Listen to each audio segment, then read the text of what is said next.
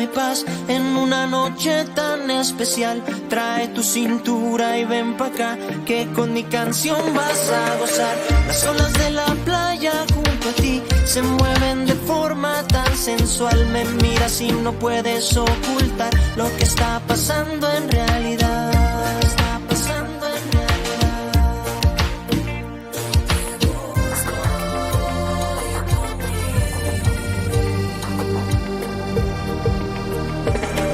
Yo sé que quieres bailar conmigo, aquí pegadito, sentir que yo seré por siempre tu doctor, el que te cura el corazón, el que te habla con amor. No te preocupes que esta noche la consulta la hago yo.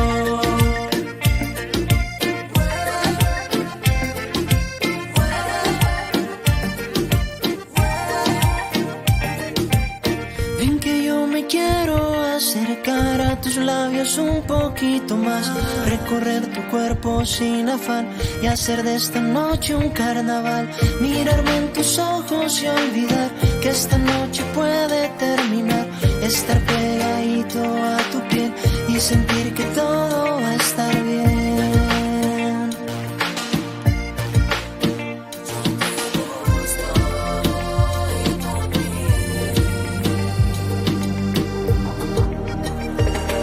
Yo sé que quieres bailar conmigo, aquí pegadito, sentir que yo seré por siempre tu doctor, el que te cura el corazón, el que te habla con amor. No te preocupes que esta noche la consulta la hago yo. Creando el escenario perfecto a la orilla de la playa, tú sabes que te espero. No lleves equipaje, solo lleva tu cuerpo. Tú sabes, tu cintura me estás enloqueciendo. Ay, de arriba abajo y abajo arriba, todo tu cuerpo a mí me fascina. Y esa cintura como me embruja, estoy cayendo en una locura, bebé.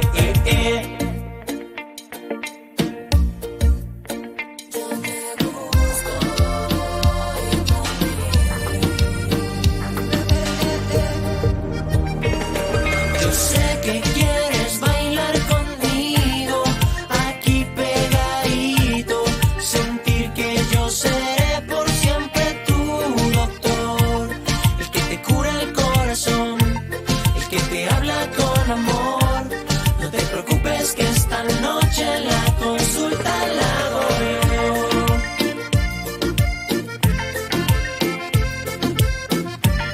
No te preocupes que esta noche la consulta la hago yo.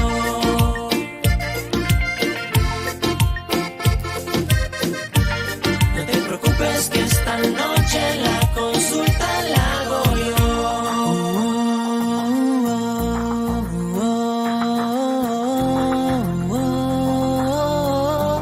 No te preocupes que esta noche la consulta la hago yo.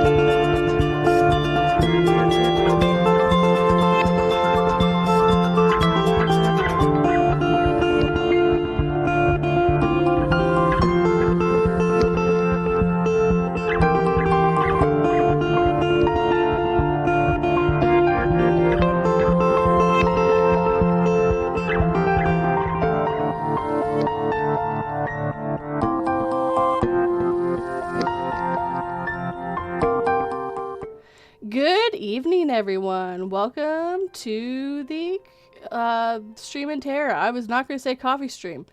Nope, not me. Today I am joined by Dr. Torment. You're supposed to say something. I was building suspense. I wanted to make sure that the thing worked. I've had it where my computer part didn't work and my guests were speaking and no one heard anything. Okay. Hello, greetings everyone. I was the one having the panic attack, not them. So it worked. Yes, it worked on the hostess. Also, good evening, Sydney, September Dragon Audio, Nico, and Dr. Torment. I already said hi. I was saying hi to the chat, and then I saw you. I was like, oh yeah, that was the third person's you, or the fourth person's you. I'm a professional. Well, I also like to be difficult, so... That's fine. I think that's all narrators' jobs. And people in general. Perfection.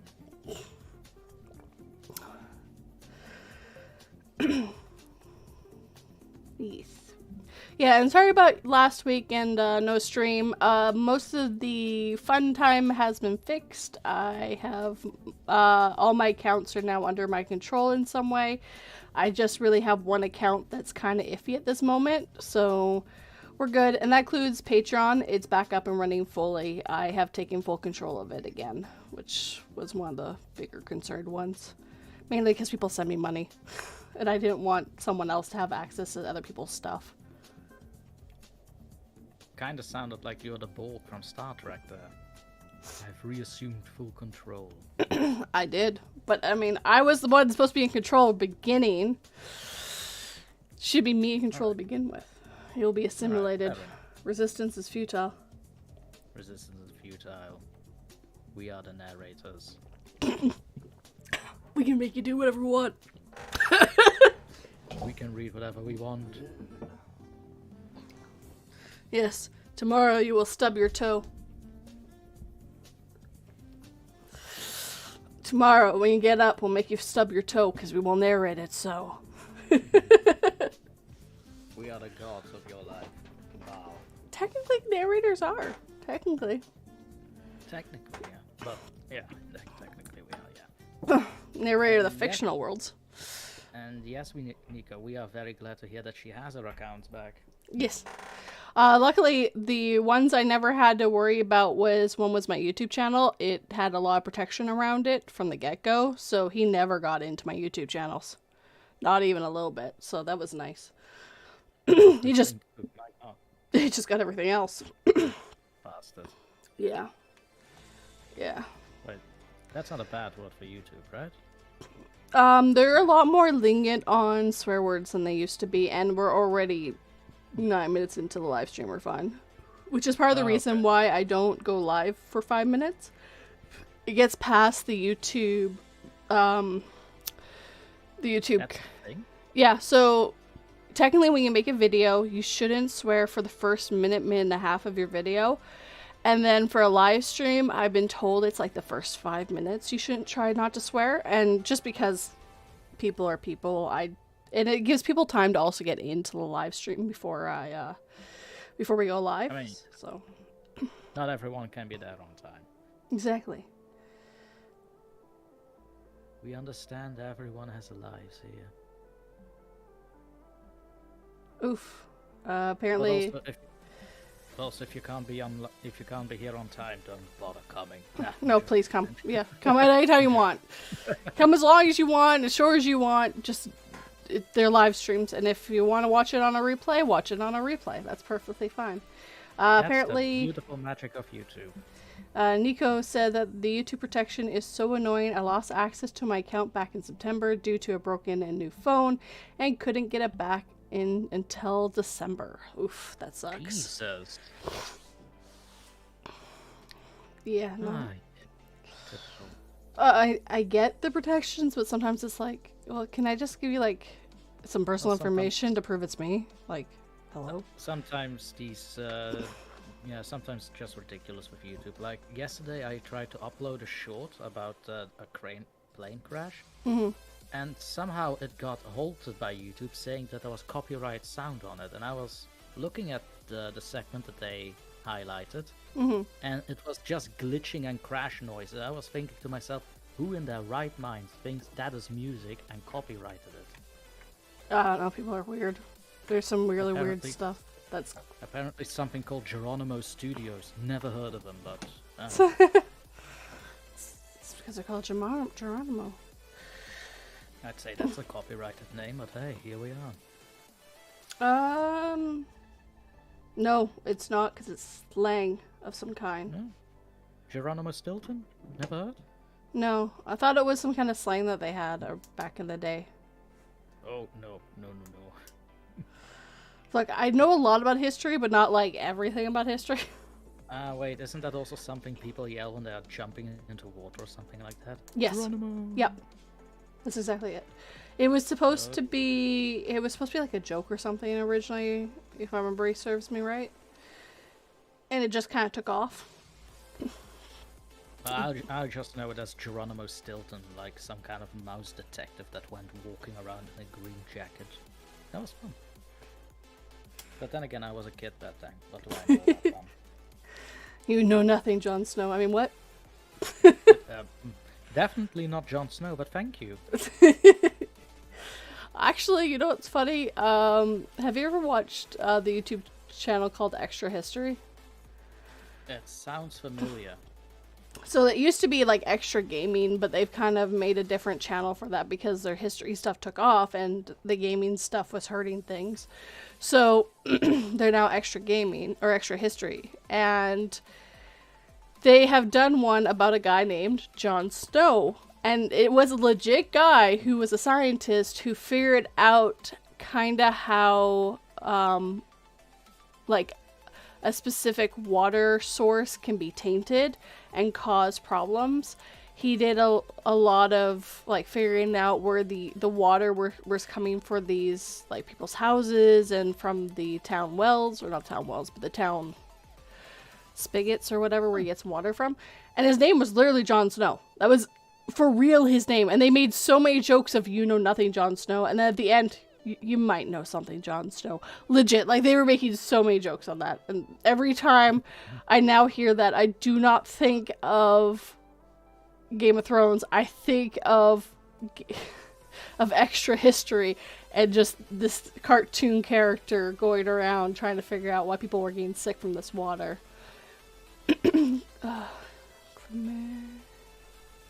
There's a specific thing he was trying to fight because he wanted to figure out why people got sick. And this was like the 1800s, so it was a long time ago now. I mean, it's in the 1800s. What wasn't making you sick, right? Well, yeah, but that's because germ theory was just starting to get legs under it back then. We believed in the humors way too long. The humors were around for so long, where they thought, oh yeah, well if you're sick, that means all your bile in some way is off. So whether we have to take some blood out or make you puke, or I'm just like, and now we know so much more about health and stuff. We're like, no, don't take the blood. Don't take the blood out. They are using leeches though to this day, but that's because they're really good for eating dead tissue. Yeah, that tissue. If you place them right, I think I read something about blood clots that they can get them out. Yeah. Not entirely sure though. Yeah, they're actually using them, but not to bleed people. It's to help people. But it's just, I just think as you ever hear like humors and stuff, like they're pretty sure the reason why Washington died is because of his doctors. He probably would have been fine if he didn't have any doctors around him, because they kept bleeding him. I mean, to be honest, doctors back then could just as well be butchers. Butchers used to be doctors. There you go. It's a profession that goes hand in hand. So, or barbers, sorry. So barbers used to do bloodletting, which is why if you go past a barber shop, you'll see the white, the blue, and the red. And the red is supposed to be from bloodletting and from them amputating arms and legs and stuff from back in the day. Huh. The white's supposed to be the soap, and I can't remember what the blue was. Probably water. But Huh. yeah, history. It's interesting, but also makes you want to go, no, that's not how that works. That's not how any of this works. We know better now. Please stop. Just put the leeches down. Put the leeches down. A little paranoia for my own barber now. I'm gonna ask No, about barbers don't do it anymore at all. It's just an old throwover. They only cut hair now, but it was because it was easier and cheaper to get your hands on a barber than it was a doctor. So they were called barber surgeons back then, and now they're just barbers. And that ability got taken away a long time ago. It's not legally allowed anymore at all. Thank God, my. Well, I mean, I think every town had a guaranteed barber, didn't have a guaranteed doctor. So it made sense. Having a slip up as a barber, like he can basically cover it up. Like, oh, I thought you were my 2 o'clock for the bloodletting. Excuse me. Why do you think their razors are so sharp? Shing. That's why Sweetie Todd was so good. Sweeney Todd is just like, oh, I need to hear more about this. Sweetie Todd was also based in the 1800s as well. Hey, Spy Fox.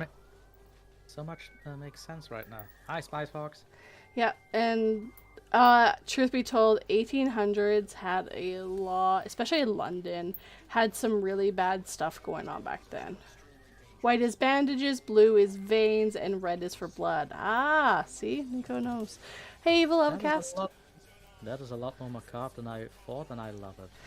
Now it is, white is for the soap, blue is for water, and the red is still for blood. When they cut you by mistake. I was about to say, probably for the cuts that they make, yeah. Yeah. Frank, those ears off. Those are so sharp, man. Oof. One wrong move. But they have to keep them sharp, because if you don't, you're more likely to hurt people. It seems counterintuitive. Well, but same thing with like a knife. Like when you're cutting up vegetables, you want a very well-maintained sharp knife because it cuts through the veggies. You're not putting as much force behind it. It's the same thing for a barber. They don't have to put much force into it because the blade just glides right through your hair, right? So. I mean, it's basically why you see cooks like chop vegetables at insane speeds. Like it's just a very good knife. I mean, not just that, and a lot of skill. It's a skill. And skill. Yeah, Cindy, I like how you love knives. I love knives too. She loves history. She loves knives. Away from me. I love knives away from me. It's fun. Oh, I've got how many are on that thing? I think I've got like 8 or 9 on my magnetic strip. I normally only use one of them. Away from me, please. I need to have choices. One of them is a chef grade knife. I spent a lot of money on that knife. It was also a graduation present to myself. All right, fair enough. I always loved cooking, so when I graduated, I went out and spent a good amount of money getting a really, really good knife. So it will probably outlast me. Apparently, Evil also loves blades in general, so knives. Please make it a family heirloom. I can't. I have no one to pass it down to. Yes.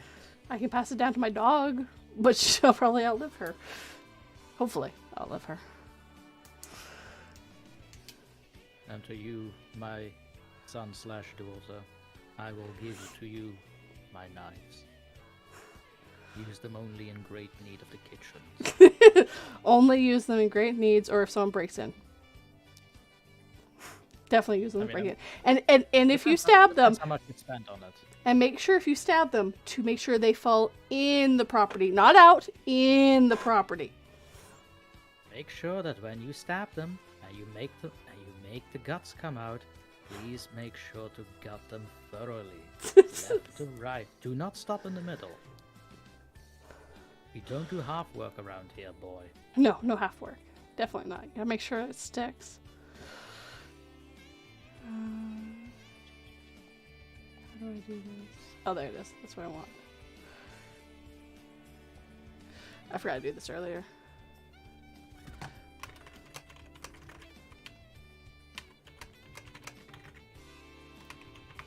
Okay, What I'm making a poll. Hold on.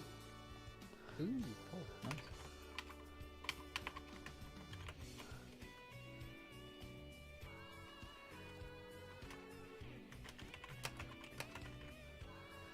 I meant to do this earlier, but I got caught up in making my video. It happens. It happens. It's fine. It's all fine. There you go. You guys now have a poll.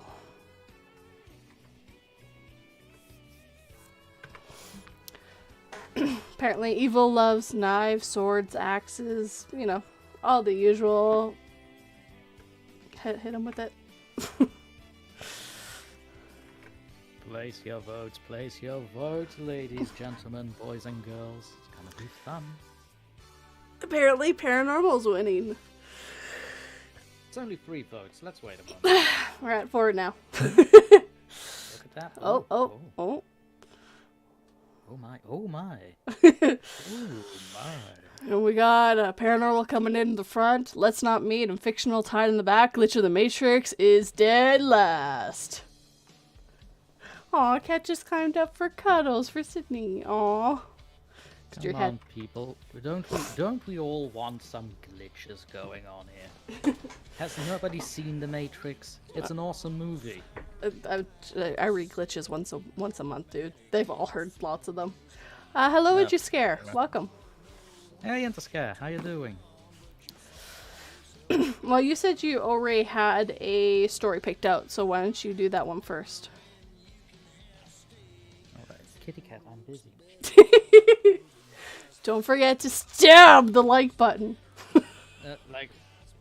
Sorry, my cat is just staring at me and making noises like, hey, father. It has been 50 seconds since you have last pet me. I demand the pets. I mean, yeah, basically. I have been ignored too long. It has been 5 seconds since you last paid attention to me. I can see the lower thing of my food bowl. Mm. Please refill now. Yes, that's actually very true. Actually, our cat's very lucky. We've been lucky on that. If you do a move and you just swoosh the food around, she's all for it. She's like, "Oh, this is new food. Finally." It's new food. All mine. She's so messy, though. So messy. I'm looking for the story, by the way. That's fine. How's the poll looking? Still in the favor for paranormal? Paranormal, yeah. We've got 6 votes, and paranormal has one. I'll find a paranormal story. Don't worry. I've got some ghostly ideas. Sorry. I'll see myself out. Wait, it's my. No, wait, it's your stream. No. Here you go. I'll just leave it on. Don't worry about it. It's fine. Trust me, I think I'm an adult. I don't know who decided. You're an adult, but okay, you're an adult, but do you need an adult? Always, 24/7. Yeah, that's what I thought. Yeah. I'll take. Where are you? Have I hidden you?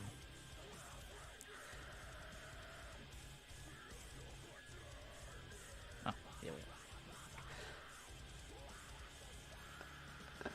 are. Okay, I found one that's pretty good. So, alright, you can go right ahead when you can. I wanna say ladies first. Nope, I already said you go first. I try to always get my guests to go first. Did I say that? Oh. I'm so forgetful. I'm so old, excuse me. So yeah, what I'm about to narrate is basically the same story that I narrated at Interscare's live stream on New Year's. So for him it won't be anything new, but for everyone present now, it's gonna be funny.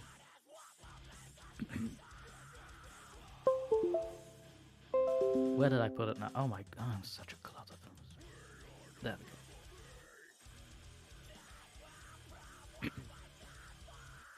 The writer was alone in the room. He sat in his favorite chair by the fireplace, smoking a cigar and dispassionately drinking a glass of wine. The hissing of the gas lamps was all but drowned out by the ticking of the clock that echoed in the room with a near maddening rhythm. He watched the reflection of the firelight dance in his wine glass, and he sighed. So this is what it feels like to sell one's soul, he thought to himself as he casually sipped from his glass. It wasn't quite 11:30 when the lights of the room dimmed, if only for the briefest of moments. The flames of the fireplace erupted, and a chill permeated the room. The writer knew he was no longer alone. He tensed up in his seat and tried, in vain, not to shiver. He took another drink of wine to calm his failing nerves. A typescript landed with a heavy thud on the table, next to the 54-year-old writer. "Very amusing," said a voice from behind with a strange intonation. "So you approve of this draft?" He did not attempt to look at his visitor. His eyes gravitated towards his glass of wine. He swirled the remainder of its contents gently and listened as footsteps moved around the spot where he sat. Footsteps that were in almost perfect unison with the ticking of the clock. Though he tried not to look, he could see the tall, dark figure of a man before him help himself to a nearby seat. "You have omitted enough information and added plenty of funny characters to distract your readers. I might say I am satisfied." The writer placed his cigar down and refilled his glass. Feigning politeness, he held the bottle out towards his guest. The man extended his bony hand, palm facing forward in refusal. "And Florence?" Blood-red lips stretched into a predatory smile beneath the man's iron-grey mustache. "He is quite safe. If there are no further changes to your manuscript, she will be returned as sound as when you last laid eyes upon her, just as we agreed." The author placed his wine next to the typescript on the table. He no longer had a taste for it. He sat silently for a long while and stroked his beard involuntarily, lost in thought. "Why me? Why a work of fiction with smatterings of truth?" he said at last. His eyes reflected equal parts of rage and fear. "Need I remind you that it was you who began to peer into the dark places that no mortal man should? You who once greedily consumed folklore and superstition as hungrily as the most ravenous of wolves might devour its prey. You learned much in your travels, enough to be a threat even to me, or with the proper persuasion, a great aid to my cause. The world will know me, but they will not believe. They will fear me, and yet not guard against me. What more could I ask?" The lean figure stood up from his seat, walked over to where his host sat, and placed his finger on the typescript. "I must be on my way, young man. But before I leave, if I may offer one other suggestion, your title, The Undead, is rather lackluster." He smiled, and the sharp white teeth glistened in the firelight. "Perhaps it is just vanity on my part, but I believe you should call it simply Dracula." Without waiting for a rejoinder, the figure vanished from the room.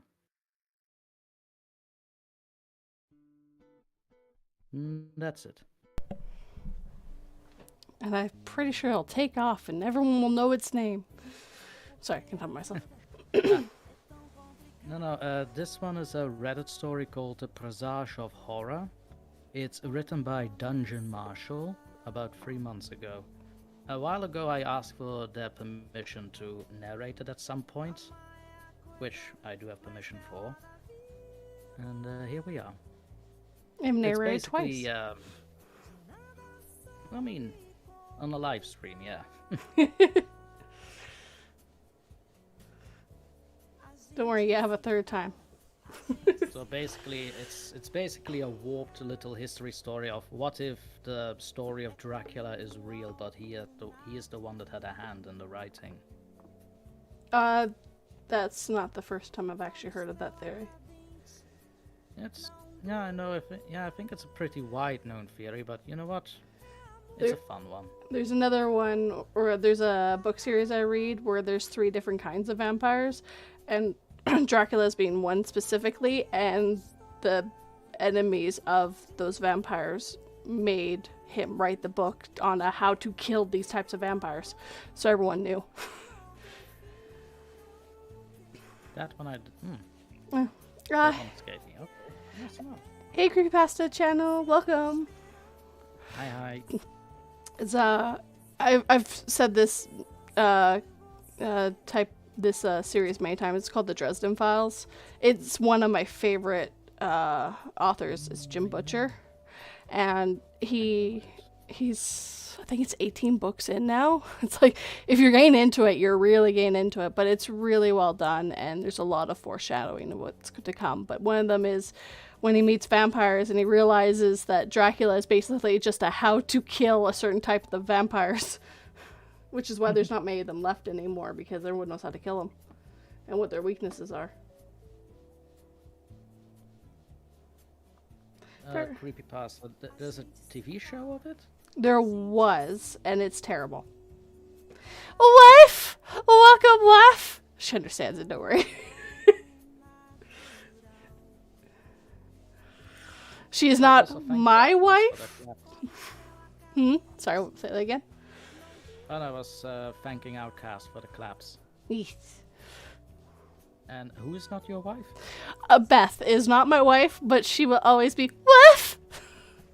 She understands. Don't worry about it. See, usually when people say that to me, I have to worry about it. So another narrator's wife, and he always referred to as wife. So we all do that now, or at least the people who know him.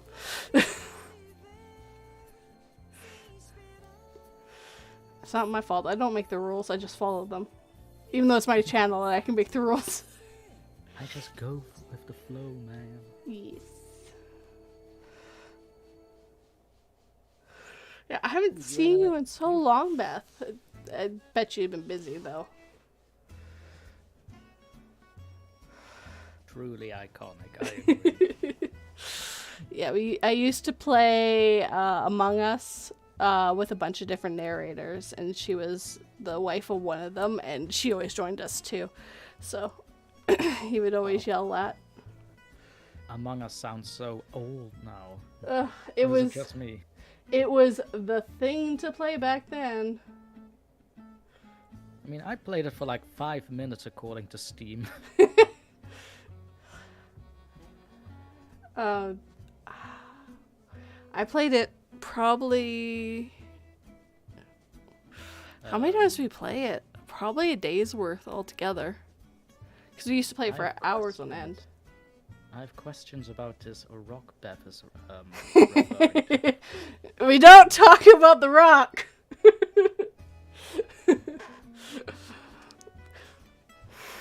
I was never part of the rock!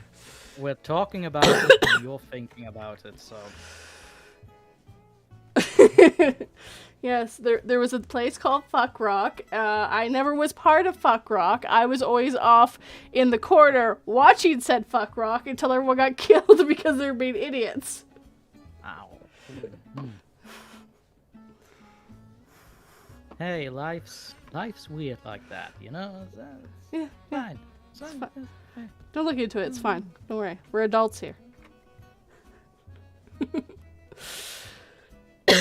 Okay. It's called Smudge Rock. We can swear this far into it, so I don't care. And like I say, my channel is not for children in any way, shape, or form. Never will be. I narrate for adults and older teenagers. The youngest I want to see is like maybe a 16 listening to my stuff, and that's about it. And all you older teenagers, you're tolerated. Nah, I'm probably cringy to teenagers. Ugh. I have on my line. I'm cringy to myself. Anyways. Anyways, where were we again? I was about to narrate. Just 1 second, though. Right. Alright, I'm good. I just had a cough. I didn't want to cough on stream. Because I'm a lady, I think, maybe. Who knows? Today you can be anything. I plan to be a bazillionaire. I was thinking of a traffic light, but that's actually far more awesome. Heh, I wouldn't have to do anything. This is literally all I do, just for fun. If that was the case. Alright. Being a traffic light? No, being a bazillionaire. Oh, alright. No, I like narrating and doing this stuff. This is actually something I enjoy doing. Alright, so this one's a paranormal story, guys. Hunter report. Hunter report Ancient Giant Presence in Papua New Guinea by John Pepe. Hello, everyone. Hello, Reddit. Over the festive season, my daughter persuaded me to post one of my stories from my early years on your platform. To be completely frank with you, some of the questions I'm about to raise here are still bothering me to this day. So, anyway. So, the story is about hunting. At the time, I was 17 and lived in Papua New Guinea, a large African in southern western Pacific Ocean. It's Aptopetico. That word. My parents were French, but I was born in Papua New Guinea, and I spent my entire childhood surrounded by native Papuans. I consider them my brothers, and they consider me one of theirs. One of my friends was a boy my age called Cam. He lived in my neighborhood, and we were in the same class for a long time, so we were very close. I say were because we haven't seen each other in a very long time. He and I shared a passion for hunting and fishing. We spent our weekends in lush woods behind my house, chasing small prey and birds. I've amassed an enormous number of memories and hunting stories, and this experience as many laughed out loud moments as painful and frightening ones. We've also gathered a lot of experience and equipment. During these hunting trips, the peak of the experience, the real trophy, was a big prey, and in particular the deers. But they were rare in the small woods that bordered our neighborhood, and we barely ever saw any. To find one, you really had to go deep into the jungle. So during the holidays, we'd ask Cam's big brother to give us a lift on his 4x4, and he'd accompany us on our expedition into the prehistoric flora and fauna. This time, Cam's older brother had guided us to a hunting area I'd never been to before. We arrived very early in the morning, armed and equipped ourselves, and set off into the jungle in silence. To describe the atmosphere, the inside of the jungle was like a burning oven. We were forced to wear nothing but our underwear because it was so hot. The air was also extremely humid, with drops of condensation falling from the trees even if it wasn't raining, and the ground was made slimy, sticky mud. Not to mention all the insects and vegetation that constantly irritated our skin. Hell on earth, but it was really fun. We could also hear the monkeys calling and the birds singing through the forests. There was never a moment of silence. We concentrated on listening to the animals' footsteps, following their tracks in the mud, picking up any dung we came across, and vigilantly observing our surroundings. That day, we wanted to go deeper into the jungle, To my surprise, my two friends took an abnormal long detour that made no sense to me, as we were wasting time and energy when the primary forest was particularly impractical. But I thought they knew the area better than I did, and that the landscape I was seeing was magnificent, so I didn't say anything. After 4 or maybe 5 hours of walking, we came to a watering hole which looked like heavenly like swamp. It was a good sign, so we stopped, had a drink, and then hid, rifles in hand. After 40 minutes of silence, maybe perhaps an hour, a pair of deer approached near the watering hole. Feeling the excitement and adrenaline pumping, I slowed my heart rate and took aim at the buck. Then the three of us fired in chorus. It made a terrifying bang, a triple rifle sound that instantly struck deep into the prey. All the animals in the vicinity scuffled off, and all the local birds flew away. All the animals in the vicinity fled, and all the local... I'm not an animal sadist, or violence isn't my favorite thing about hunting, but I had to admit that seeing the deer fall into our hands gave us great joy. Then we tied up the animal's legs to carry it to the 4x4, but instead of taking the most direct way and chipping through the area we avoided at the inbound, Cam headed off to the direction of the detour. I argued that there was no point and that we were wasting our time. Then Cam responded with a bewildered answer. He said, "Our tradition forbids us from passing through those lands because it's here that our ancestors killed the last giant." His tone was serious and solemn, his eyes betraying neither lies nor humor. I didn't try to argue any further, and we headed back to the 4x4 via the detours. At the time, I was really surprised by the mysterious response, but then I was able to restrain it for another story I heard from another native Papua Guinean, Vila, the sister of a friend of mine. As part of her job, she had terraformed a panel of land that was in the forest in order to build a house. When she and her team were excavating the ground to build the foundation, they made an outstanding discovery. 4 human skeletons, the largest over 5 meters tall. Naturally, they called in a person from France. Scientists and soldiers arrived in a hurry the next day. They strictly forbid access to the area to anyone who wanted to go near. A few days later, the scientists left, taking the bones with them and assuring Velia that the other witnesses that the incident had never happened. That's all I have to say. I haven't managed to get to the bottom of the mystery, which the islanders find hard to talk about. I've done a bit of research into them, and some of the legends claim that these giants were the results of crossbreeding between human races and another race known as the Nordics, the tall bonds and something of the Bibles. Do what you like with this information. Also, I've never seen any giants myself, but the people around me believe in it very hard, and the legends circulate. Anyway, dig into the subject if you like. I'll be happy to answer any questions you may have in the comment section below. And that's the end of that one. Well read. I thought it was an interesting one, so I asked for it.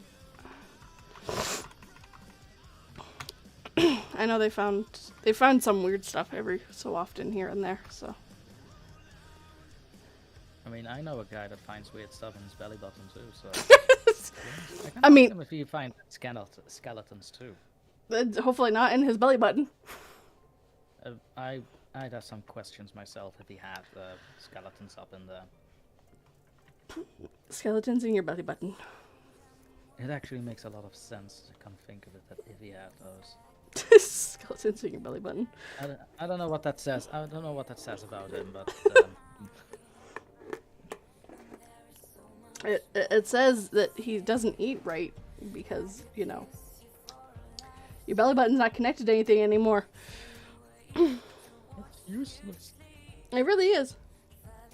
Technically. It had a use. I'm so sure some people are thinking about themselves like, alright, she read something and how did we devolve this to belly buttons? It's a mystery. Mystery. It's a mystery. There is only lint in my jelly. Apparently, says Fair enough. Fair enough. It's fair. Yeah. No, I technically, apparently he retracted that statement, but it's too late. It has been read, September. It's been read out loud. It's on the live stream. There is no taking anything back anymore, September. What was I gonna say? You lose. They've swabbed people's belly buttons and like find like the weirdest bacteria in them too. Your belly buttons. Yeah, you can't see it, but I'm looking very suspiciously at my belly button. Right now. That is not news I needed to hear. Apparently he meant to say there's only lint in my belly button and some bacteria. Because everyone has bacteria in their belly button. Come think of it, jelly button actually sounds nice too. Yes. Or is that just me? I mean, jelly button, if you're big enough, I mean, it would be a jelly button. I mean, technically, that would be what Santa has. He has a jelly button. Yeah. It has been deemed as such. Now I want to write a story where somebody has to talk about his jelly button for some reason. Make a creepypasta out of it. The jelly button. The jelly button. The real reason Krampus exists is to feed the jelly button. The place where Slenderman throws the children in. Slenderman was such a cool idea, and then it went like way too far. I love the original idea where it was just the guy that photoshopped like basically this tall, slender being into old pictures. That was really cool. And now it's just like, whatever. They gave it lore. Ugh. Well, the problem is they gave it lore, then they took away lore, and then you had those kids who thought he was real and tried to sacrifice their own friend. That was a little. Yeah, that was. Oh, that was nasty. That was. I think they both end up going to psychiatric help after that. I actually did a video on Slenderman on the actual creepypasta post, and I was a little on the fence because I also heard of what happened there. I was like, is that like controversial or not? No, because it wasn't anyone posting about Slenderman that was the problem. It's these girls had something wrong with their brains and started to believe. They're scrambled in the head. I know. They're a little scrambled in the head there, but yeah. I'm very happy they failed in their mission. That little girl found someone to help her, so. She's gonna live with it though. Yeah. But I mean, were they friends? I thought they were friends, right? They were friends. Imagine if your two best friends basically go, hey, wanna go into the forest with us? We have something fun played out. Pretty much. Thank you. Well, I mean, back like when you're a little kid, what else do you have to do? You don't want to head out of the house. You want to go in the forest and have fun and do stupid things. I totally get. But I grew up where there was like forests everywhere, so. Yeah, that would not have worked with you. You want to go in the forest? Yeah, all right. North, south, west, east. There's forest everywhere. Where do you want to go? We're in the forest, technically.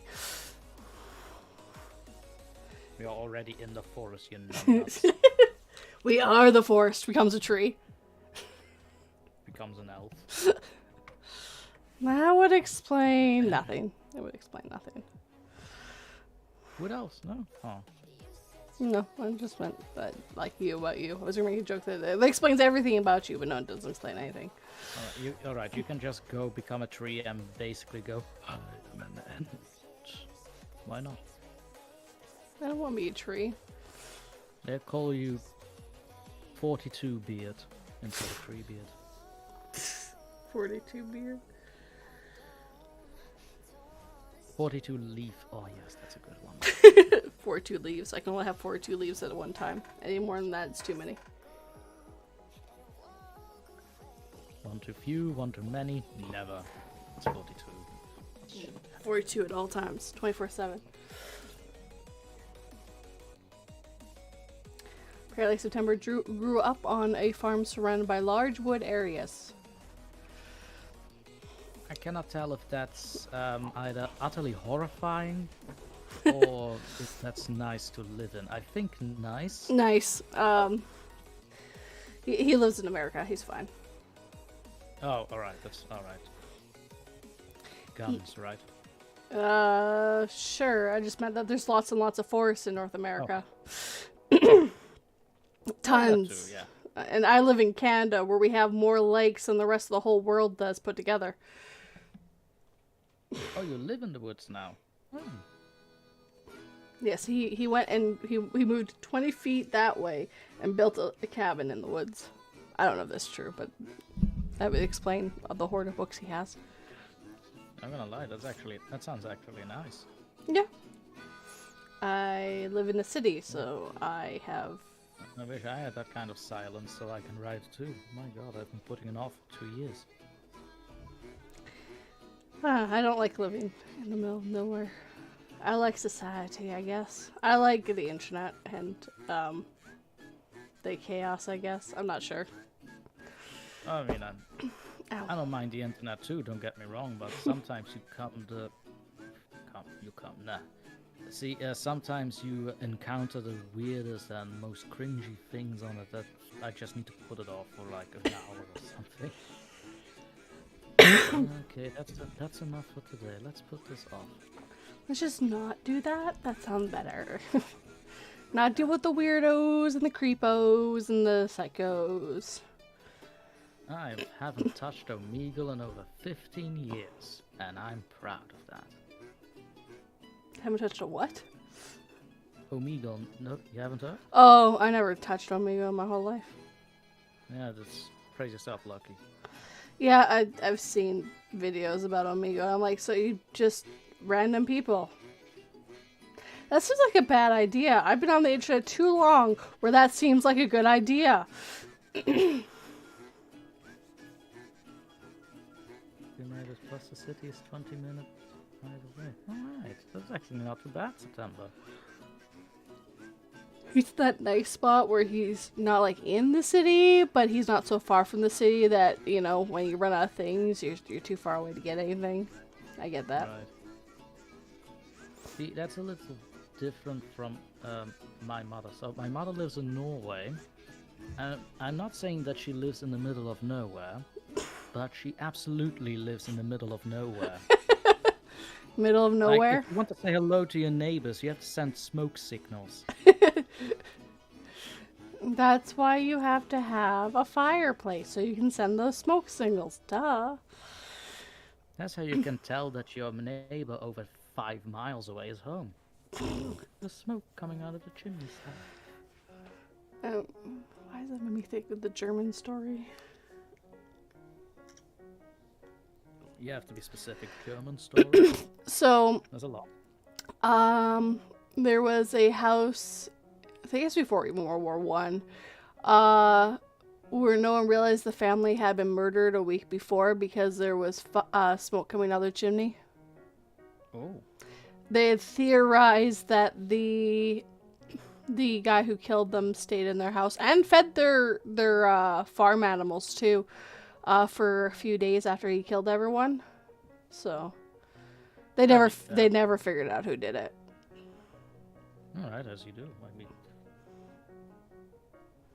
before World War One, you said. I think so. It was either before World War One or just after World War One. It was like the early 1900s. It's a very interesting story. They all got killed in the barn house or the garage or something. They all got lured into this one specific spot and got killed. That's where they found the bodies. You know what? I don't know. It kind of reminds me. Have you seen The Nun? No. No. All right. So again, praise yourself, lucky. Either way, there's this scene in The Nun that basically takes place around that, and people start dying. It's in a flashback. Mm-hmm. And now I'm wondering if that story that you're thinking of directly inspired that scene or not. It's very possible. It's a infamous story. So I've heard it. I've heard like 3 or 4 different podcasts cover it before. The only reason we talk about happy things, unicorns, and rainbows around here. No, that's against the rules. I'm a horror narrator. We don't talk about good things. We talk about horror and scary things. Duh. I don't want to be creeped out. Exactly. 42. Bringing you random facts of things she remembers. And make sure they're scary. I mean, the thought of like no one realizing you're dead for like a week, and one of the major reasons was something to do with the mail not being taken in like it should have. Like, also the dad was like an iron, like he was one of those people that had like real control over his family, and like his daughter had gotten pregnant, gave birth to a kid, and the dad wasn't in the picture for whatever reason. I listened to it like a long time ago, so I can't remember the details anymore. Might have to look it up myself though. Sounds interesting. Horrible, yes, but interesting. I believe it was Germany. Chilean story. Yeah, this is it. As a Belgian, it wouldn't surprise me if that came from Germany at all. Them some scary people in Germany. Yeah. 35-year-old. So it was home of a 35-year-old, her 2 children, 7-year-old and a 2-year-old, as well as her elderly parents. So the family was known for keeping to themselves. Still, neighbors grew concerned on April 1st of 1922 when one of them was missing from school and the entire family failed to show up for church. That's right, they failed up for church, and that's when they were worried. Was missing in school again on April 3rd, and then the mail for the family had begun to pile up at the local postal office. On April the 4th, the family and neighbors decided to investigate. A farmer who lived nearby led the search party. When they discovered the likely haunted them for the rest of their life, in the barn, the search party found the bodies. It was in the barn, in the hay. And they found the 2-year-old. And the maid who the other maid had just left because she was hearing odd sounds in the house, and this maid was literally it had been the day or 2 that she had ever worked there, and she was murdered. Well then. Yeah, no, there's a reason why this story is so like famous. It's because of just like the maid that left because she was hearing noises in the house. New maid came in. The fact that all the bodies were in the barn and had been killed there, so they were lured into the barn on top of that. I mean, it is kind of interesting, though. And I never did solve it. So yeah, 1922 is when it happened. So it was after World War One. These real-life mysteries, though, that's the kind of thing that really makes you think, like, what's out there? Who or what is out there? You never know. Might be a demon, might be a disgruntled neighbor, might be the maid lying, who knows. Like, the one thing that I seem to remember vividly, the first time I was in touch with paranormal stories, was the story of the Dyatlov Pass? Something like it? The Devil's Pass in Russian. Now that was a weird little thing to read about. Don't know if you're familiar. No, I'm not. So basically, this group of friends or students, they went hiking in a notorious pass where people go missing. They were missing for a few days, 2 weeks. The Russian army was eventually called to search the premises, and they found, I think, like 3 of the hikers. One of them completely naked and mold. Yeah, love pass. Yes, thank you, Nico. Yes, I remember this one now. Now that you mention it. Yeah. Yes. It seemed that he ran out of the tent, like he had to rip the tent open to get out of it. Yes. They think it's because of hypothermia, because when you get so cold, you actually start to overheat. You start to feel like you're overheating. So they theorize that these teenagers got so cold that they thought that they were too hot and started stripping off their clothes. And yeah, the fact that they cut out of the tent was weird, because they didn't open the door. They like cut it open. It was... Yeah, that's just like they were in a real rush to get out. Like, nah, that's... Like, why don't you just do this if a man? But you're also stripping off your clothes, so at that point your mind's not fully thinking properly. And if they were that cold, their brains might not have been properly thinking at that point. They also theorize that maybe they got hit by radiation too. Yeah, I heard something about that the military was doing experiments, but I'm not sure if that were a nuclear experiment. I think they would have... We'll never know. We'll never know. The SSR fell, and this was during the SSR. USSR. Yeah, Iron Curtain. Yes, that Iron Curtain was very well strong. That we know this much already is like... Yeah, we know more than we normally would. And I'll check out that story that you sent, Nico. They use ChatGPT just for fun, so I'll check it out. The sin. Nah.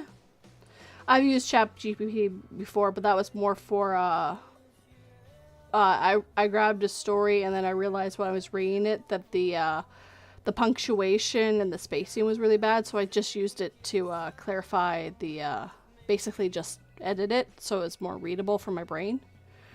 Right. It seriously helped though. Like it did the proper paragraphing for me and like put all the punctuations that were missing. So instead of me spending it took me probably like 5 to 10 minutes. It took ChatGPT like 30 seconds, if that. So just sped up the process a little bit. I never used it to write anything though, but I could maybe for April Fools. Use ChatGPT. Hey, hello, Patricio. Welcome. I was just looking at it going, I don't even know how I'm going to pronounce that. I probably would have just said Pat. It's an Italian name. Don't say Pat. I wouldn't do that. Truth be told, I only know English, and that's just by luck. Fair enough. Only reason I can speak English is because I was born speaking English, kind of.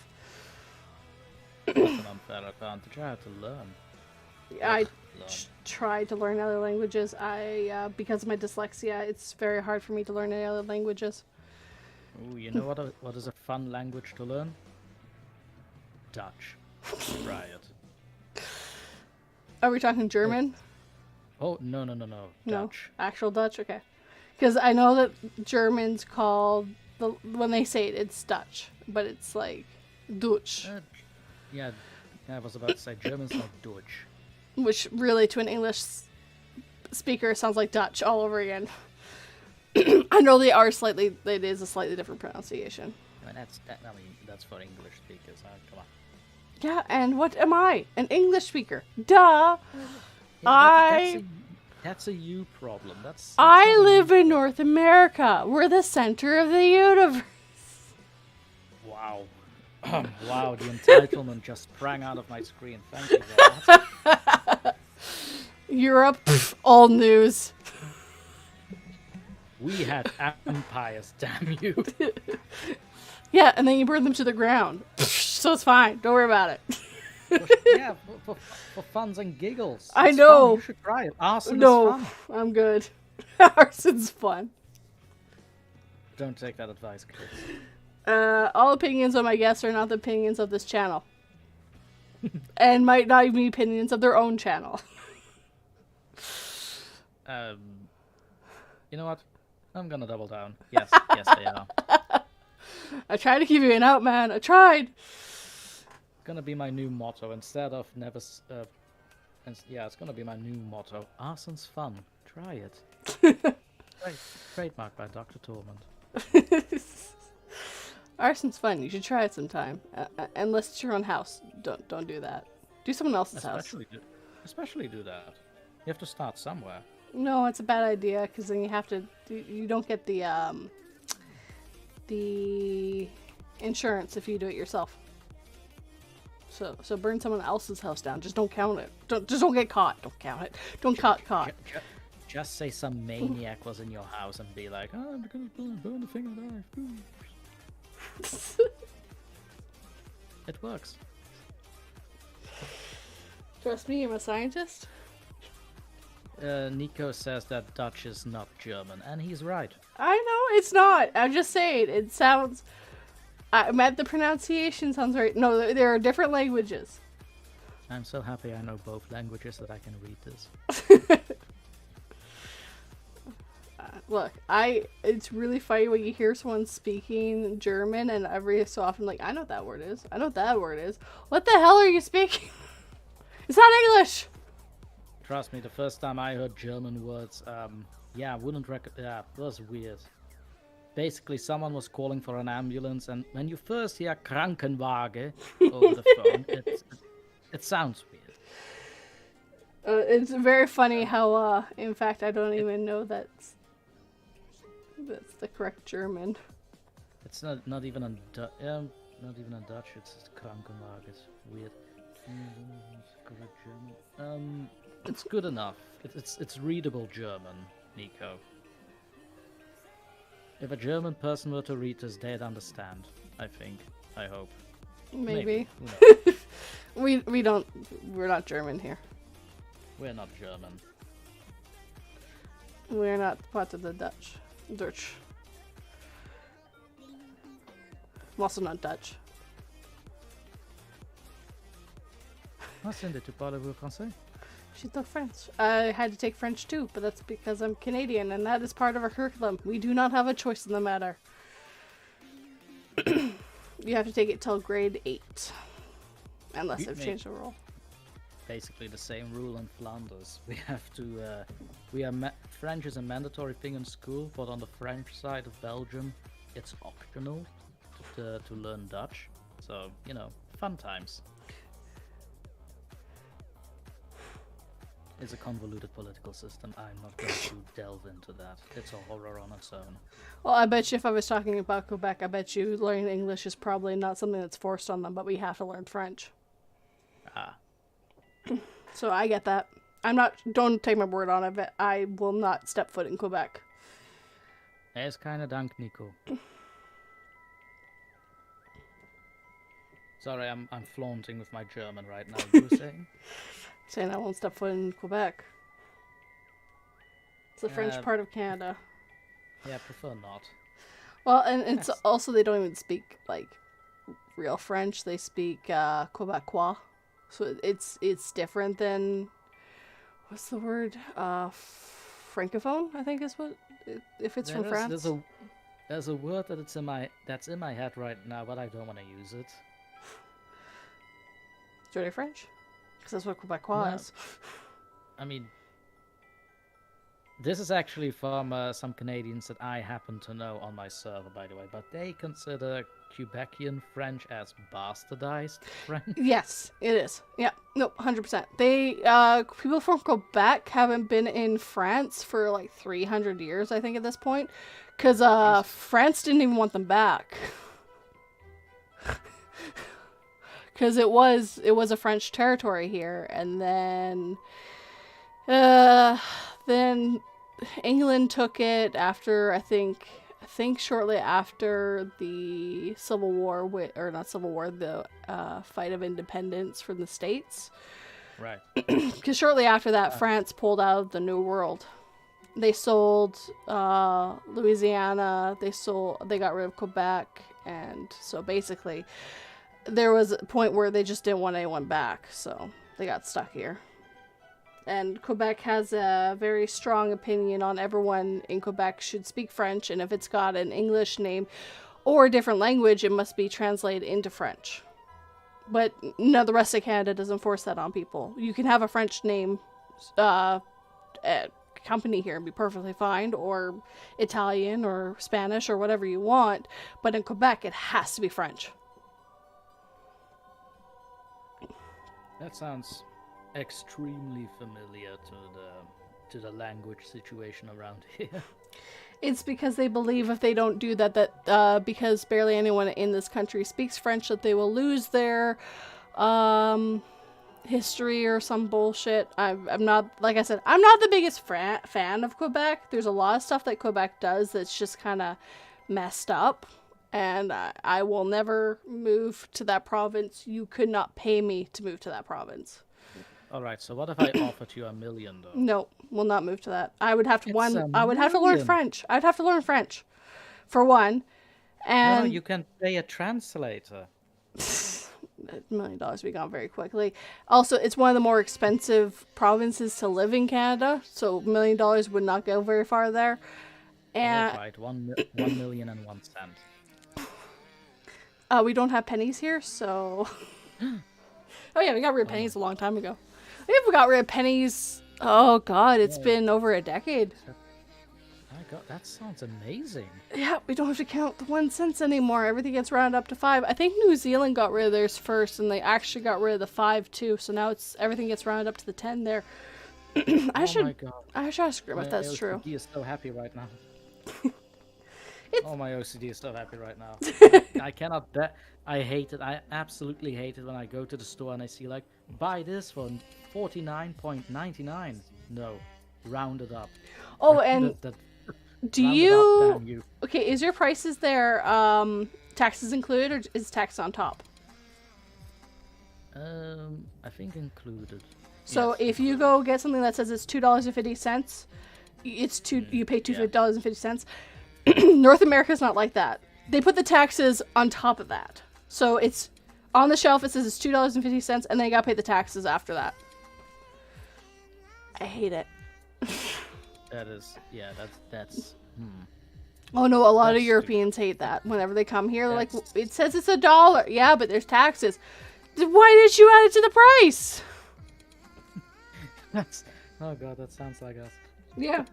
Yeah, no, That sounds like us. apparently Sydney wishes they got rid of the penny as well, and yes, yeah, Canada and the States are the same on that one. It sucks when you go grocery shopping, you're like, okay, this is $3, add that into your calculator, okay, now make sure you add the tax, so really this $150 order has now actually become whatever it's going to be, so every province has different taxes. States, same. Some states have lower, some states have higher. Canada has GST and PST or HST, depending on what province you're in.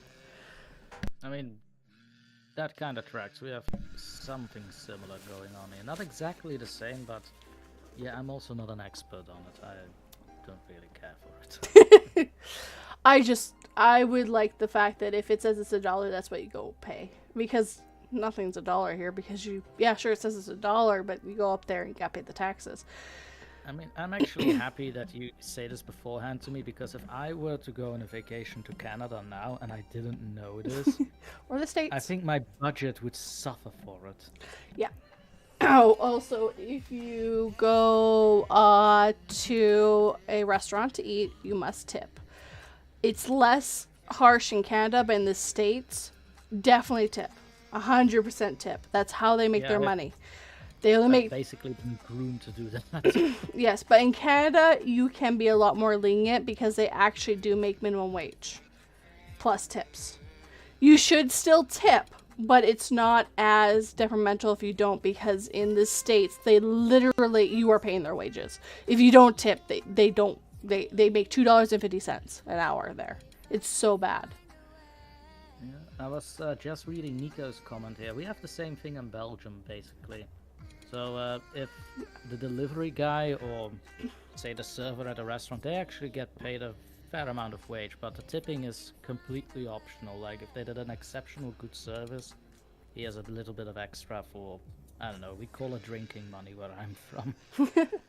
That's fair, though. I get that. But yeah, in Canada and the States is where it came from, where basically during the Great Recession, they were, or before that, paying them properly.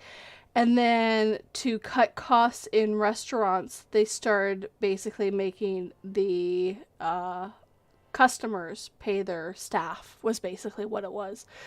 It's a more of a newer thing, and it needs to stop. I would rather pay more for my food than have to sit there going, okay, so I get to choose whether or not you eat tonight, so hold on one second to figure out what I can afford. Like, you go there and you buy a $15 burger. By the time you leave, you're paying $20 to $25 depending on what you're tipping, because you gotta get pop and all that stuff too, right? It's just, I'd rather just pay more. And the truth be told, how much they're charging for food, a lot of the times they really could be passing more on to the poor servers. But a lot of people don't realize that, you know, I was like, well, why is it so expensive? Well, you gotta pay for your tip, you gotta pay for your servers, your hostess, your bartenders, your cooks, your dishwasher, to keep the electricity on, to keep the manager in, and pay for the rent of the building. All that adds up, and then the food and everything else on top of all that stuff. So of course it's gonna cost more because the overhead's more. It makes sense. What you think of that? That it gets very confusing and convoluted very fast. Yes. But a lot of people have flat out said, especially in the States, because it's gotten so bad there, that people would just pay more for food if they didn't have to worry about the tips. Because there, the minimum you can tip is 15%. Realistically speaking, you should be paying 20 to 25, and then it's whether or not you pay before the taxes or after the taxes, and it becomes like this big fight.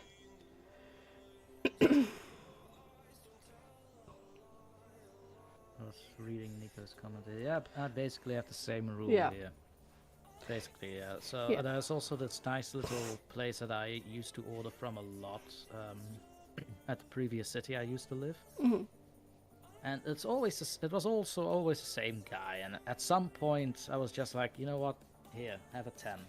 And it just kept building up, because every time he came by, we had a little chat for 5 minutes at the door, like, hey, how are the kids? Something like that. Yeah.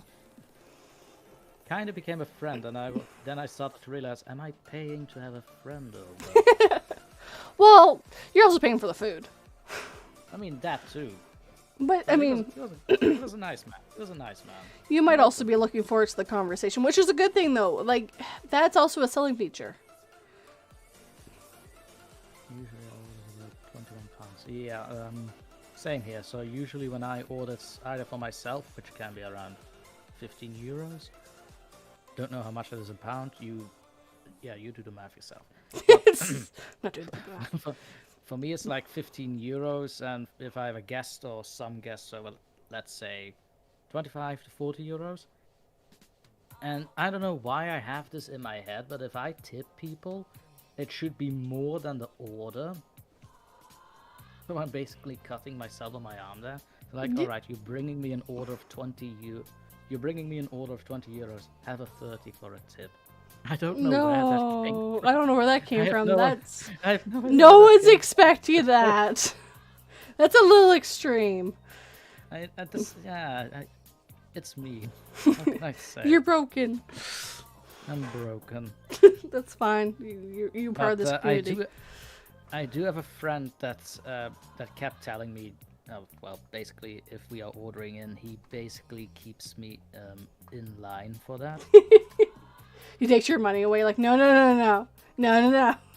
Like we go both downstairs, and the man, here's the weird thing. The man thinks we're a couple by now.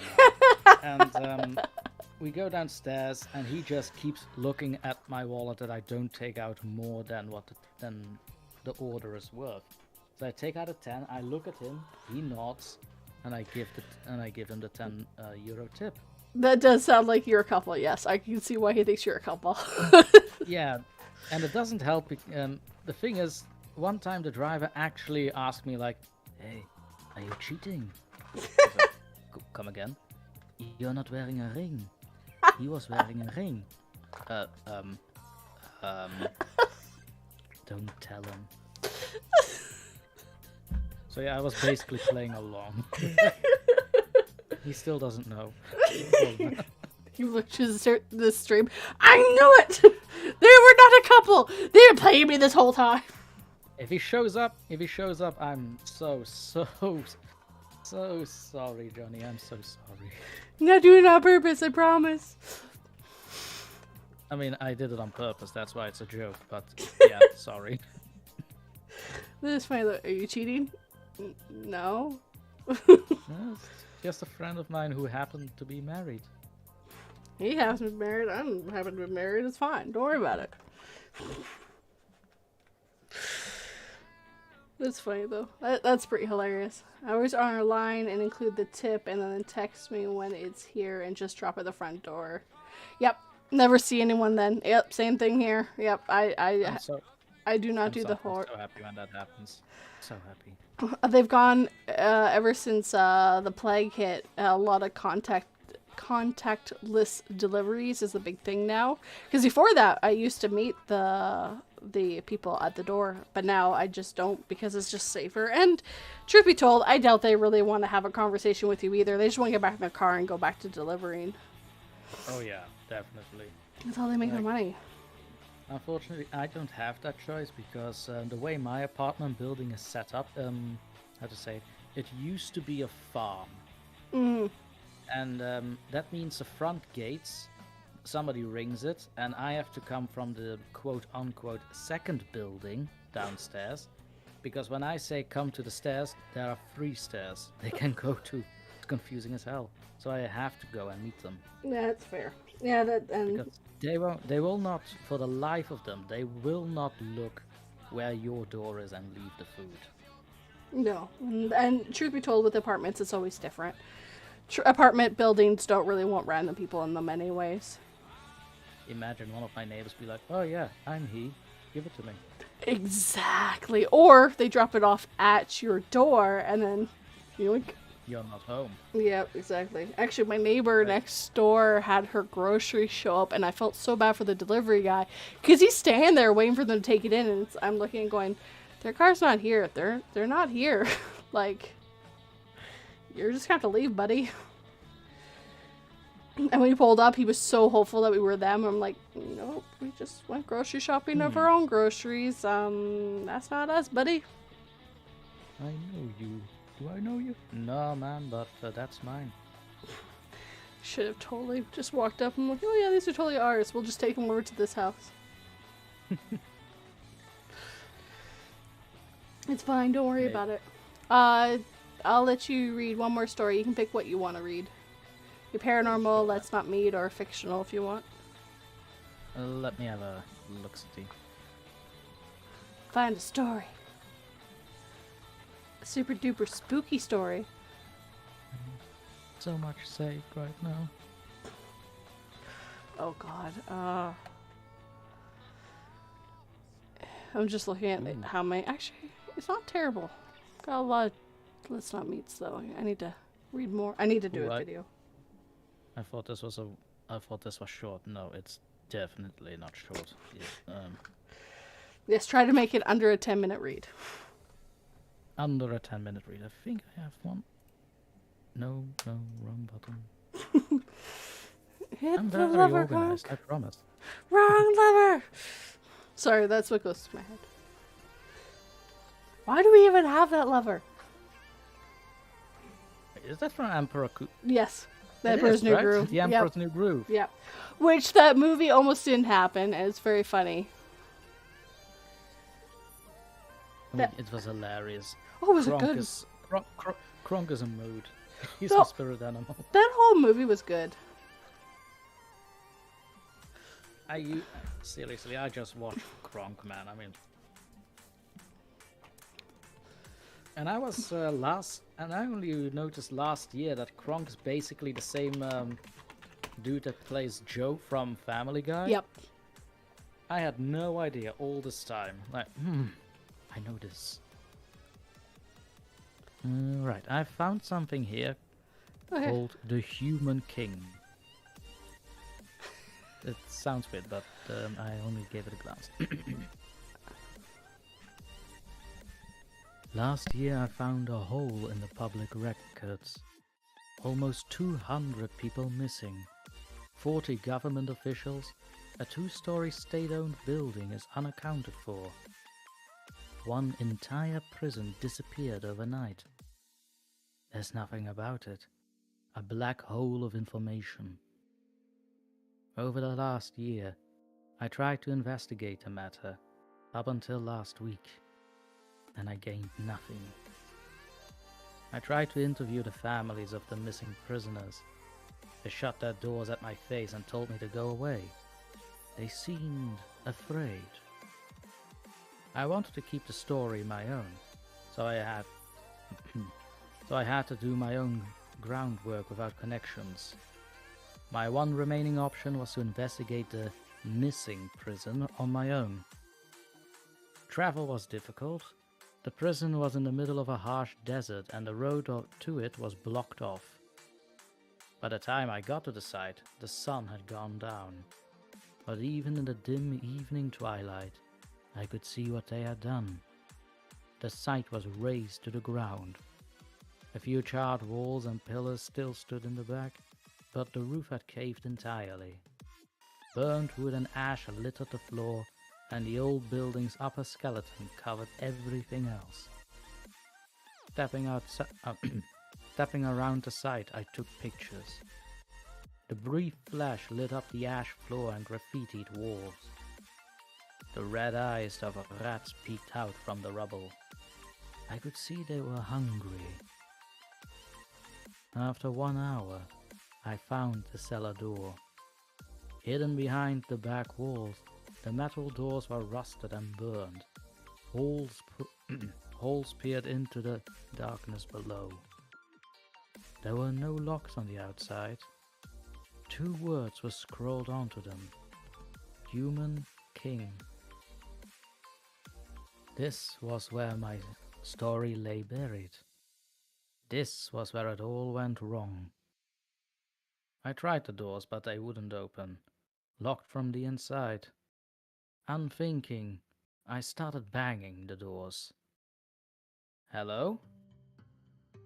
No one should have called back, but someone did. Who's there?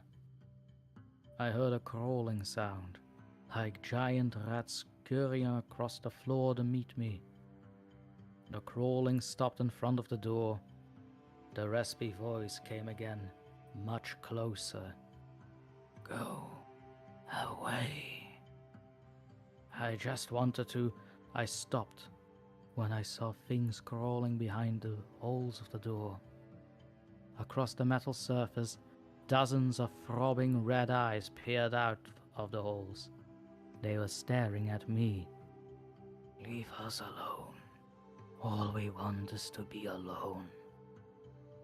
I stepped away from the door. Don't come back. I walked back to my car. I drove out of there and haven't been back since. I stopped all investigations into the matter. I don't want to think about it, but recently I've been forced to. The photos came back.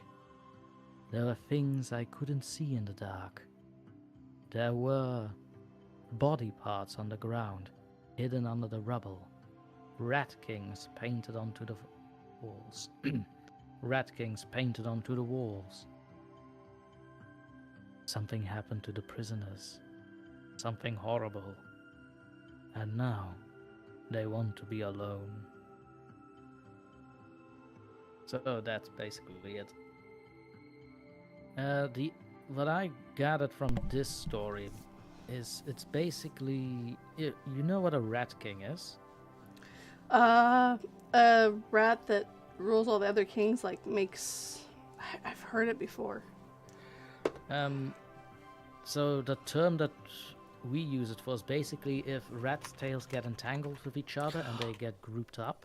Right. Yes. So it's basically that, but with a bunch of humans. So think of them as in molten skins and sticking together like that, like literally a ball of human bodies. I'm good. I don't need to think of that. It's bad. The rat tails being all tangled up is bad enough. Yeah, so I'm not entirely sure if it's molted or that, well, the bones are cracked in together, but yeah, that's basically the human king. Yeah. Nico wants me to... You're really pushing the ChatGPT story, aren't you? I've got it up, so I can read it, so I'll do that real quick. Off you go. Okay, so this is by Nico. It's his chat GPT story called The Jelly Button. Yep. We all can see where this is going. In a small, forgotten town nestled between the towering pines, there lived a man who was unlike any other. His name was Kris Kringle, but the locals knew him as Santa Claus. Every Christmas Eve, he would travel across the world in his magical sleigh, bringing joy and gifts to all the good children. However, beneath the rosy cheeks and hearty laugh, Santa Claus harbored a dark secret. Legend had it that instead of a regular belly button, Santa possessed a mysterious and unsettling feature known as the jelly button. It was said to be protruding generous mass that squirmed and withered beneath his crimson coat. No one dared to speak of it openly for fear of being branded a heretic and end up on Santa Claus's naughty list forever. Children in town whispered to each other about the jelly button, sharing eerie tales passing down through generations. Some claimed that it was a gateway to a sinister realm, while others believed it held the souls of those who displeased Santa. As the story circulated, an air of unease settled over the town, and the festive spirit of Christmas began to wither. One winter's night, a curious child named Emily couldn't resist the temptation to uncover the truth. Armed with a flashlight and fueled by a mixture of fear and curiosity, she crept into Santa's workshop while the world outside was blanketed in snow. The elves, usually bustling with activity, were eerily still. Emily tiptoed through the workshop, following the faint glow of Santa's jelly button. As she approached, the air grew colder, and the once festive atmosphere turned ominous. The jelly button pulsated with an otherworldly rhythm, casting an eerie glow that illuminated the workshop in unnatural shadows. Suddenly, Santa Claus emerged from the darkness, his eyes glimmering with an otherworldly light. Emily gasped, frozen in fear, as Santa extended a gnarly hand towards her. His voice, once jolly, now echoed with an unsettling tone as he whispered, "You shouldn't have come here, my dear. The jelly button demands sacrifice." With a wave of his hand, the workshop transformed into a nightmarish dreamscape. Twisted versions of familiar Christmas characters danced in the shadows, their joys replaced with malevolence. Emily tried to escape, but the workshop seemed to stretch endlessly, trapping her within its nightmare. As the jelly button continued to pulsate, Emily felt herself being pushed towards it. Pulled towards it, sorry. Her very existence draining away. She pleaded for mercy, but Santa Claus's once kind eyes were now soulless void. The last thing Emily heard was the haunting laughter of the malevolent elves as her world evolved into darkness. The next morning, the town woke to an eerie silence. Santa Claus and his workshop were gone, leaving behind only whispers of the jelly button and the chilling fate that awaited those who dared to seek the truth. And so, Christmas in small town became a somber affair, forever haunted by the memory of Santa Claus's jelly button and the sacrifice it demanded. Weirdly enough, that wasn't terrible. Yeah, I'm gonna be honest. I had to mute myself because I heard myself laughing there. Oh, I heard you a couple times laughing. I did not expect it would be. It's great though. I did not expect it would take me off guard like it did. The jelly button The jelly button demands a sacrifice. It's not wrong though. If it's bad, it's not my fault. No, it's actually, you know what? I have read worse. I have read much worse. That one actually had a very good ending and begin and start. It almost sounded like a troll pasta. Basically, yeah. But Yeah, I mean that's that. It's got the heart of it. yes. I mean, we were making jokes about jelly button, so it makes perfect sense. It goes well with this stream, so I'm happy I read it for this. It makes perfect sense. It makes perfect sense. So before we end the stream, was there anything on your channel that you wanted to highlight? Anything coming out in the near future, or? Right now I'm working on a video that's coming out tomorrow. Mm-hmm.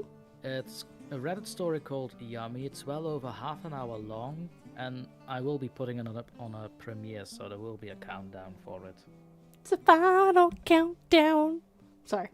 Other than that, all for the H.P. Lovecraft, which will be a focus. True, I have seen that quite a bit on your channel, and there is, of course, a link down below in the description box for you guys easily to find him, as always, or in the show notes if you're listening on the podcast. This goes later on to a podcast. Hold on. My computer is having a moment. If we could not have the moment, that would be nice. There we go. Smack it. No. It's been through a lot. There it is. I just wanted to go to the description box to steal the thing that I grabbed. And it was taking forever. And there's also his link in the chat as well for you guys. Y'all can come and visit me too.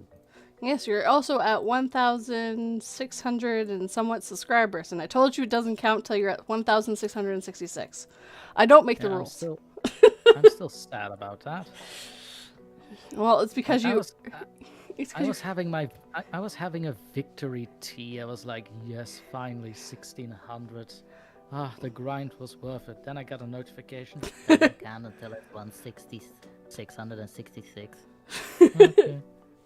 You need 60 more. You need more, son. Those are rookie numbers. Oh, okay. It is mostly because it said 1606. I'm like, no, that 0 needs to be a 6. Then you're good. You know what? Let's just make it 6. Let's just make it 4 times 6. Fine. Why stop at 1,600? Well, you always want more. More subscribers mean more people listening. And more people listening means YouTube likes you more? Question mark? Question mark? YouTube, do you like me? No. You like it? Oh. No, they don't like narrators. YouTube is not one for promoting narrators. It kind of sucks, but it is what it is. That's YouTube. What are you gonna do about it? Yeah, every time I answer one of those surveys, what do you do? I guess ASMR? I'm like, none of these are what I do. It's narration. I tell stories. But they're not my own stories. I basically had someone tell me like, "Oh, Joe, you just read stories," and I'm just sitting there like, "All right, you do it." Yeah. Mike. I Let me made know- I let me made know the what you mistake think. of thinking, this would be easy, and I was like, no, sadly mistaken. This was a terrible I said idea. I said that at Interscare stream too. Like at the beginning, I was basically like, yeah, I'm just gonna read some stuff, right? That's it. That's all I'm gonna do. All right. Just plaster a picture on it, put it on fade in, fade out, and it should be fine. Yeah, no. Oh, sweet summer child, I was mistaken. All of us were a sweet summer child before we started narrating. Now we know the horrors of the winter. Now we know the horrors of the winter, for it has come. It has come, and it has shown us that we are terrible at reading in one go. Instead of the Night King, you have the YouTube CEO. Oh god. We keep changing it too. I think it's changed again. I don't know. I can't keep track of anything. You have a new CEO already?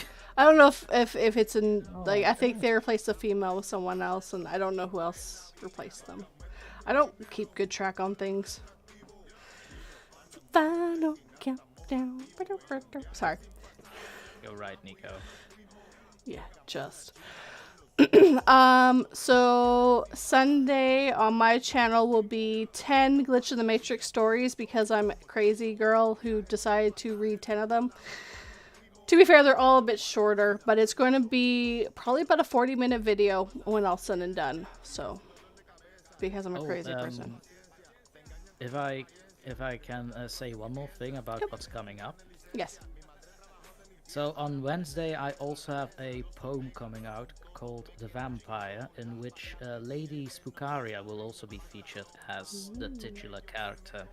Is she the So vampire? for any fans, come by.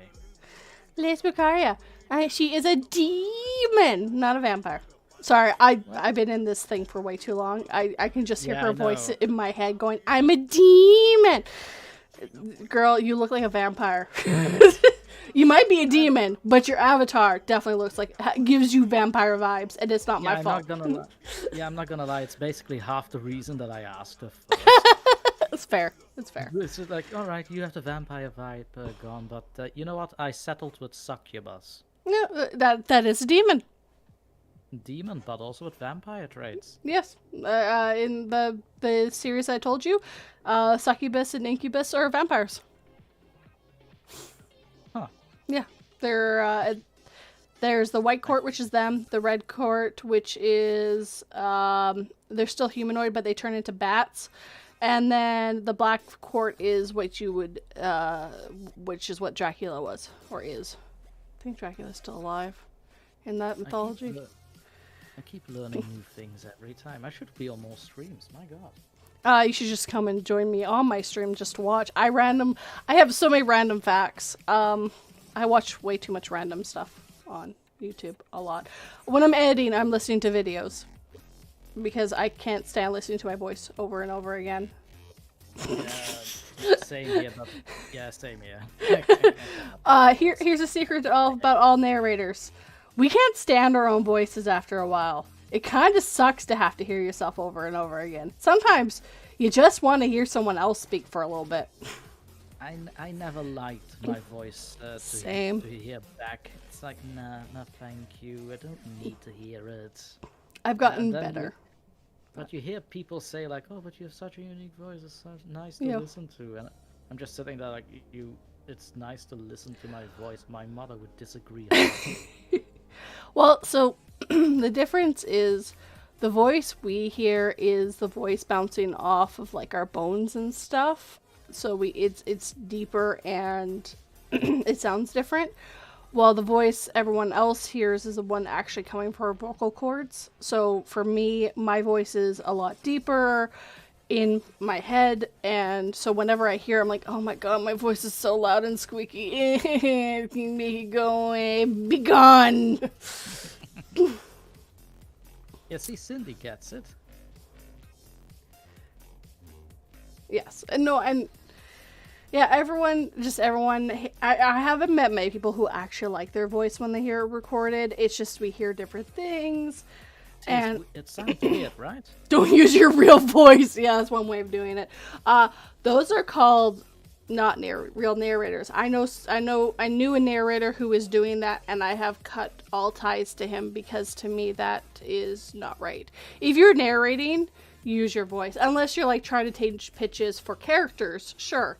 But to me, the point of listening to a narrator is to listen to their voice, to hear their voice. And when they use stuff to change it, it feels cheap. It feels like they're lying to you. When you say to change it, do you mean like voice filters to sound different? Yes. Or... Yes, I know I know a narrator who was doing that constantly. I actually do that if it fits in the story too. Well, but you don't do it all the time, right? You do it for certain. This person was doing it all the time. They were saying that was their real voice, and it wasn't. They were lying.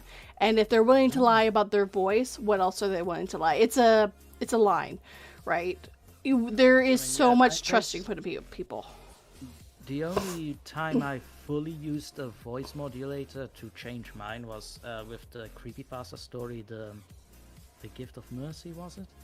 But it was in the story. It was basically a message that was recorded, so I thought it should sound a little robot-y. And that's fine. No, if the story fits it, that's perfectly fine. But like I said, it was the fact that this person, it was all their stories. And they were saying that there was a real voice, but they were caught with what their real voice actually sounded like, and they did not sound anything like that. So yes, that's just come on. Yeah. So yeah, I've cut all ties to them. I don't deal with them in any way, shape, or form. So I even know a few people that use AI voices. Yeah, there's TTS, text to speech. It's huge, and I know why it's huge. You literally type this in, a voice does it, you're done. There's no mistakes, no nothing anymore. I mean, it's nice to have no mistakes, but you kind of miss the human touch. Yes, you know? And that's exactly the problem. When I was really big into listening to like different stories, I ran into TTS and hated it. Every time I ran into it, I was like, no, I would rather listen to someone take their time to narrate these stories and listen to this, because you can hear it and you hear how unhuman it is. And a lot of writers won't let people use TTS to do their stuff either, so. Good thing too. Yeah. I mean, actually, one of my Patreons said that, like, it was a similar question. It was a similar question like that, but it basically came down to it that she came to my channel and decided to support it because she liked not the human aspect of it, the rawness of it. That sounds more raw and yeah, all in all, for us, human, basically like that. And we only had that conversation because someone on Reddit said I had a robot voice, or I used a robot. Oh, that you were using the... Yeah. No. I've had... Because I can oddly pronounce things because of my dyslexia and how my brain and mouth work, I've had people go, you're using a robot. I'm like, nope, that's just me. It's just my brain did not get that word at all, and I said it weirdly because I'm an idiot. I mean, it happens. I mean, I just have a bit of a, I'm gonna say a thick British accent, I've been told, but also with a little hint of Belgian in there, so. I don't know if I would put it British. There is an accent, but I can't place it. I wouldn't say British myself too, but a mate of mine who lives in England, he basically went, yeah, you have a thick accent. I didn't really understand what he meant with that, but... You do have an accent. It's not British, but it does sound like it's mixed with a few accents, which makes it unique. Right. There's actually he's not a narrator anymore, but there's another narrator that had, because of how he was raised, he lived in South America for so long, and then had lived so long in South of USA. He had this weird mix of that of two accents, and it's not one that's easy to place either, which I think makes things cooler when you can't place an accent, because it's, oh well, you're just British. It's like, Well, no, there's something out like there's something there, but I can't place it because it's not this stereotypical accent, so it makes it unique and it makes it stand out. I think, yes, it definitely makes it stand out. I also think that if you are a horror narrator specifically, and you have a character for yourself, like you may have noticed on my Discord that I'm a big fan of that. It actually adds to the character itself too, you know? Yes. Like, all right, you can't place the accent, it throws you off. Yeah, it makes it so otherworldly. Yeah, I wouldn't say otherworldly per se. But Well, it just throws what you I off, mean like, by you cannot place it. exactly, which makes it otherworldly because you can't place it. It's not Belgian, it's not France, it's not it's like they learned English in a different world almost. So it's not an accent you can place. So Personally, I would say that there are like 3 accents that I think are prominent with me. So definitely English is in there. I'd say Mid-Atlantic then. Belgian and Italian. possibly. Those I'm are the- not good with accents. I know 2 more languages, by the way, but those are the main 3 I usually use daily. So That's fair. Yeah. All right. Well, thank you everyone for joining us today. I hope you guys have a very good night and you have a very good morning since this is the middle of the morning for you. in the middle of the morning, it's almost 3 a.m. Yeah, middle of the morning. Middle of the morning, the morning's just about starting. Exactly. Thank you everyone. Have a good night and we'll see you next Friday. Bye. And don't forget, don't fall asleep ever.